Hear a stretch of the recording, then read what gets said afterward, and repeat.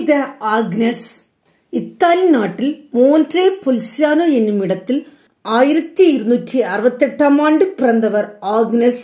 தேசெக்னி என்பவரின் மகளான இவர் பிறந்தவுடனேயே நகரம் முழுவதும் அற்புதமாக ஒளிர்ந்தது.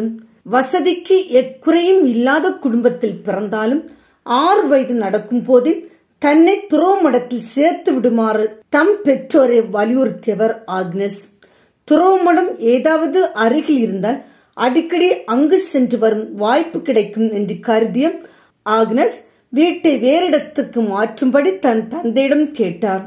ஆனால் பாதுகாப்பு கருதி தேசெக்னி மறுத்துவிட்டார்.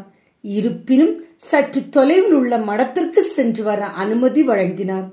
அவ்வாறு ஒருமுறை ஆக்னஸ் தன் தாய் மற்றும் பணிப்பெண் ஒருவருடன் மலைப்பகுதி வழியாக திரும்பிக் கொண்டிருந்தார். அப்பகுதியில் தீமையின் அடையாளமாக ஒரு வீடு இருந்தது. அவ்விடம் வந்தபோதும் திடீரென காக்கை கூட்டம் ஆக்னஸை சூழ்ந்தது. தங்கள் இறக்கைகளாலும் அலகுகளுமால் அடித்தும் கொத்தியும் ஆக்னஸை அவை காயப்படுத்தின. மிகுந்த சிரமத்திற்கிடையே குற்றுயிராக கிடந்த ஆக்னஸின் அவருடைய தாய் காப்பாற்றி கூட்டிக் கொண்டு வந்தார். தனது தூய்மையான வாழ்க்கையால் நிச்சயம் ஆக்னஸ் இவ்விடத்தை தூய்மைப்படுத்துவான் என்று பணிப்பெண் கூறினார். 9 வயது நடந்த போதும் துறவுமடம் சேர்வதற்கு இதுதான் சரியான நேரம் என்று எண்ணி அருகில் இருந்த பிரான்சிஸ்கன் மடத்தில் ஆக்னஸ் சேர்ந்தார். வசதியான பின்னணி கொண்ட இவர் தன்னை வருத்தி ஏழ்மையாக வாழ்ந்ததை கண்ட மற்ற சகோதரிகள் சாக்குடை சகோதரி என்று இவரை அழைக்கலாயினர். எப்போதும் காட்சி தியானத்தில் தன்னை ஈடுபடுத்திய ஆக்னஸ் பல்வேறு காட்சிகளை கண்டார். அதில் முக்கியமானது அன்னை கன்னிமரியா காட்சி கொடுத்ததாகும். கையில் குழந்தை இயேசுடன் காட்சி கொடுத்த அன்னை மரியா தன் மகனை பார்த்து கொள்ளுமாறு சொல்லி அதன் அடையாளமாக பாலன் இயேசுவை ஆக்னஸிடம் கொடுத்தார். சிறிது நேரம் கழித்து அங்கிருந்து புறப்பட்ட அன்னை மரியா இயேசுவை தூக்கினார். உடனே அன்னையின் காலை கட்டிக்கொண்டு இயேசுவை தன்னிடமே தந்து விடுமாறு ஆக்னஸ் கூறினார். அப்போது இயேசு தன் உருவம் தாங்கிய சிலுவை கோர்க்கப்பட்ட ஒரு சங்கிலியை ஆக்னஸின் கழுத்தில் மாட்டிவிட்டார். அன்னை மரியா 3 கற்களை ஆக்னஸிடம் ஞாபகார்த்தமாக கொடுத்தார். இதை வைத்து நான் என்ன செய்ய என்று கேட்டபோதும் ஒரு நாள் இது உனக்கு பயன்படும் என்று கூறியதுடன் இது மூவொரு இறைவனின் அடையாளமாக வழங்கப்படுகிறது என்று சொல்லி சென்றார்.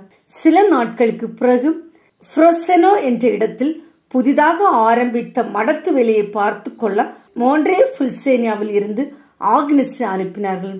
அங்கு சென்றபோதுதான் அந்த புதிய மடத்தின் தலைவியாக இவரை நியமித்திருக்கிறார்கள் என்பது தெரிந்தது. அப்போது ஆக்னஸின் வயது 17 தான். துடிப்புடன் செயலாற்றிய ஆக்னஸ் பணியாளர்களுக்கு உணவில்லாத போது பலமுறை அற்புதமாக உணவு பருகச் செய்து பசியாற்றினார். இறைவன் தந்த உள்ளுணர்வுக்கு கட்டுப்பட்டு பிரான்சிஸ்கன் மடத்திலிருந்து 1306 வெளியேறி புதிய சபையை தோற்றுவித்தார். தன் காக்கையால் தாக்கப்பட்ட இடத்திலேயும் அன்னை கன்னிமரியா தமக்கு கொடுத்த 3 கற்களை கொண்ட வேலையை ஆரம்பித்தார். பலரது உதவியும் அன்னையின் அருளும் ஒன்று சேர குறித்த காலத்திலே வேலை முடிந்தது. தமது சபைக்கு பிரான்சிஸ்கன் துறவு சபையின் விதிமுறைகளையே வைத்துக் கொண்டார். இருப்பினும் சாமிநாத சபையினர் போல் கடுந்தம வாழ்வை பின்பற்றினார்கள். காட்சி தியானத்தில் தன்னை மறந்து வாழ்ந்து பலருக்கு நலமளித்த ஆக்னஸ் 1317 ஏப்ரல் 20 அன்று இறையடி சேர்ந்தார்.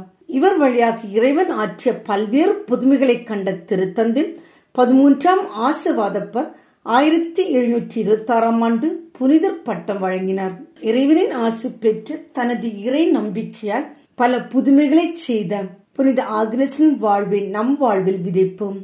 அதன் வழியாக இறை அருளை நிறைவாய் பெறுவோம். புனித ஆக்னஸ் எங்களுக்காக வேண்டிக் கொள்ளும்.